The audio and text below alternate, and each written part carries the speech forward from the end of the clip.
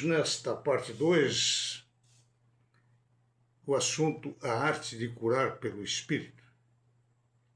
Para Goldschmidt, todo sofrimento nasce da crença de que existe mais de um poder no universo. E quando o homem admite esse outro poder, está admitindo que Deus não é Deus, porque não pode existir dois deuses, porque um neutralizaria o outro.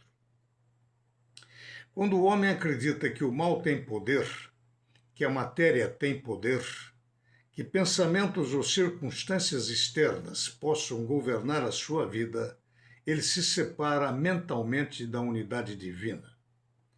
Toda enfermidade, física, emocional ou material, é efeito dessa ilusão. Ele confessa ser difícil explicar o segredo desse tipo de cura às pessoas e que, após ter recebido a revelação para o processo da cura espiritual e muitos anos de estudos, exercícios práticos e novas revelações, tinha ainda a maior dificuldade em explicar a outros do que se tratava. Mesmo depois de ter compreendido como o processo se dava, que ele é tão diferente de tudo quanto ouvira e lera, que continuava a ter a mesma dificuldade de ensiná-la ou comunicá-la a outros, mesmo após muitos anos de prática. É que a cura pelo espírito é algo tão estranho e revolucionário, diz ele, tão diferente do modo costumeiro de pensar, que é difícil ensiná-la ou comunicá-la. É inegável, prossegue ele, que mesmo para pessoas inteligentes é difícil compreender o segredo da cura espiritual. Vou tentar com minhas palavras e citações dele. Essa cura depende do grau de consciência que podemos alcançar da unidade com Deus e da recusa em admitir a existência de qualquer outro tipo de poder que não seja o de Deus, e da perfeita compreensão da verdadeira natureza do homem, ou seja, da sua dualidade, da existência em si do eu superior divino, a forma como Deus universal, também chamado realidade ou essência, se manifesta como individualidade, como existência, e do ego humano periférico, aquela máscara que usamos no teatro da vida, derivado do latim persona, a nossa passageira personalidade de 60, 70, 90 anos, e tão amiga dos prazeres e luxos deste mundo material. Jesus afirmou mais de uma vez: eu e o Pai somos um. O Pai está em mim e eu estou no Pai. Falando assim da unidade e também da hierarquia desta unidade. Mas o Pai é maior do que eu.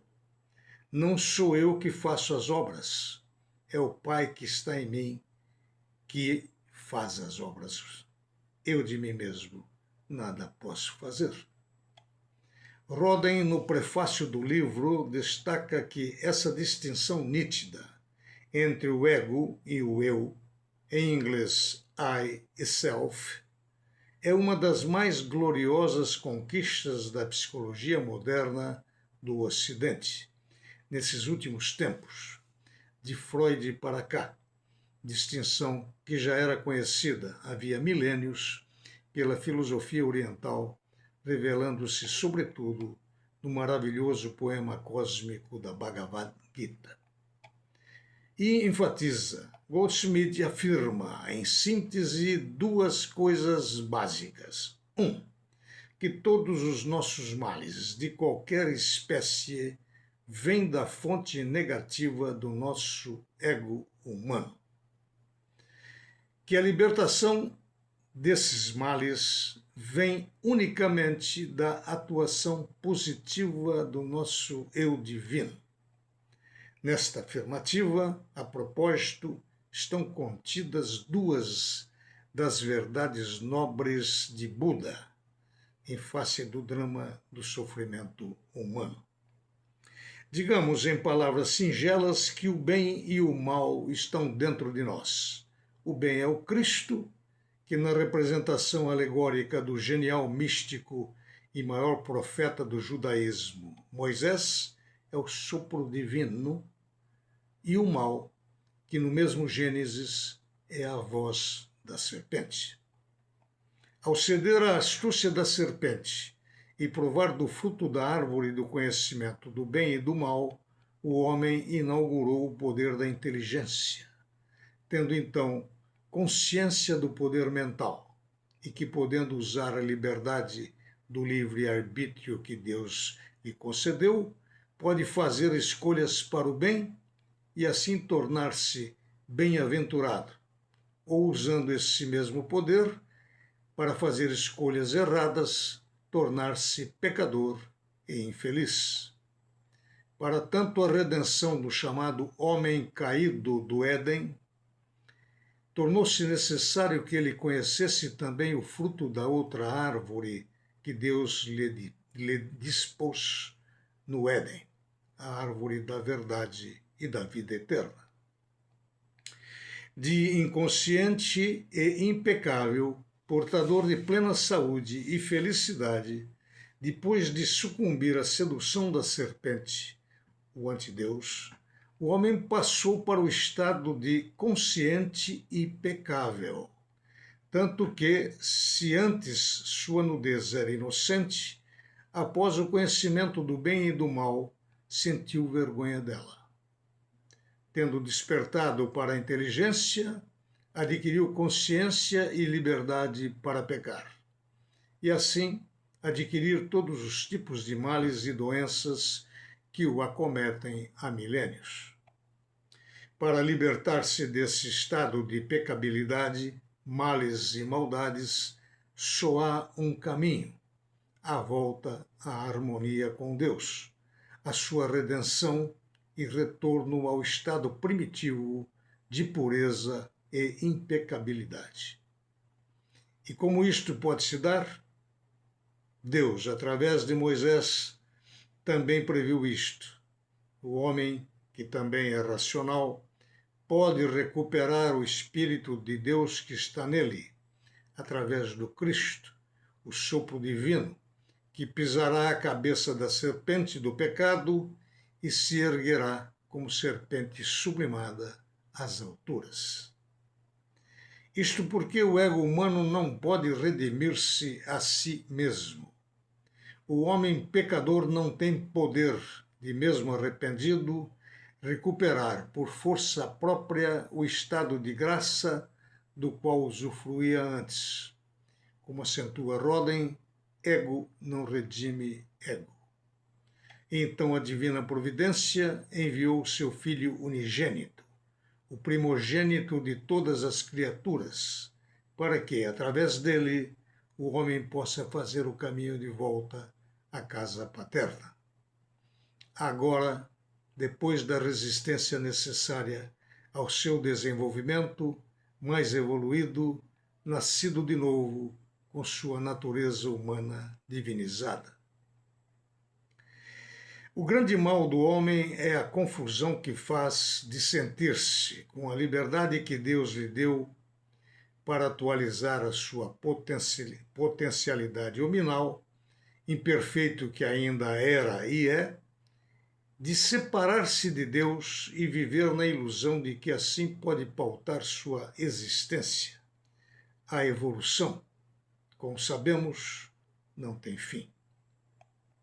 Tanto que é comum, naqueles momentos de crise que citamos, que esse homem equivocado corra para Deus e logo comece a lhe dar ordens, no dizer de Goldschmidt. Ó Deus, faze o favor de me restituir a saúde, de me curar a doença, de me restituir a família, de me dar a provisão perdida, e assim por diante, como se Deus fosse seu mordomo.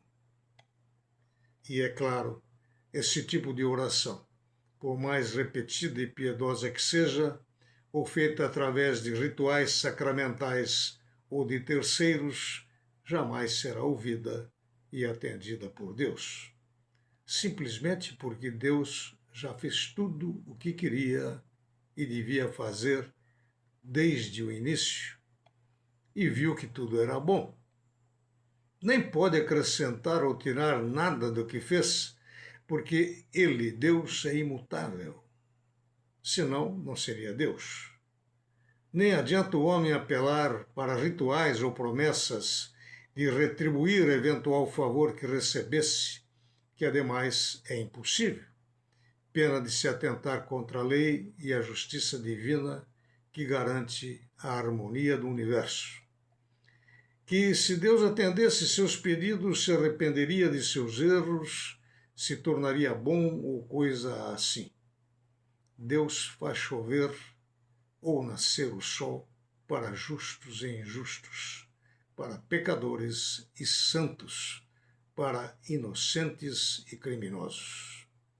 Ocorre que o viver separatista de Deus é que causa todos os males de que padece o homem, e que somente podem ser curados através de um retorno desse homem ao viver harmônico com Deus, através do Deus interno, do Logos, que também pode ser considerado o Cristo interno, o reino de Deus em nós, a pérola preciosa a que se referia o Divino Mestre. A redenção de fora, muitas vezes crida pelos fiéis, de que, por um sacramento, Jesus, como bode expiatório, através do seu sangue, redimiria esse homem, é pura ilusão. O homem deve se redimir a si mesmo através desse esforço de auto-melhoria. Deus já fez o mundo perfeito desde o início e não há nada para ser modificado, assevera Goldschmidt. E como Criador é Pai, e o Pai deseja que seus filhos sejam felizes e herdem o reino. Nós já vimos algum pai, por pior que seja, desejar o mal para um filho? Desta forma, doenças, aflições, sofrimentos, carências materiais não são criadas por Deus Pai, mas sim pelo próprio homem que usa mal a sua liberdade. Como na parábola do filho pródigo, o pai permite que o filho mais novo receba a herança que lhe cabe da sua natureza. Vá viver todos os prazeres do mundo, dissipando seus bens e, como consequência, atraia sofrimentos para si, conforme a lei de causa e efeito, e acabe cuidando de porcos sem mesmo poder comer da sua comida. E então, a saudade da casa paterna lhe bate no peito. Aquela querência de um lar de harmonia, paz e felicidade que ele tinha e abandonou. É um chamado irresistível para que se transmentalize, nasça de novo, no dizer do Mestre, ao atônito rabino Nicodemos, que não entendia como um homem, numa só vida, pudesse nascer duas vezes. E, então, esse filho saudoso do lar paterno retorne aos braços do pai, agora mais maduro e sábio. É de se notar que nesta fábula maravilhosa do Mestre dos Mestres, o pai do filho pródigo não opõe resistência alguma à sua decisão de sair de casa e buscar sua independência. Isso não é comum entre os nossos adolescentes? E também não vai à sua procura para tentar trazê-lo de volta, tudo fazendo para libertá-lo de seus vícios. É um aprendizado voluntário e espontâneo. Respeita sua decisão, mesmo sabendo, com sua experiência, que o filho sofreria.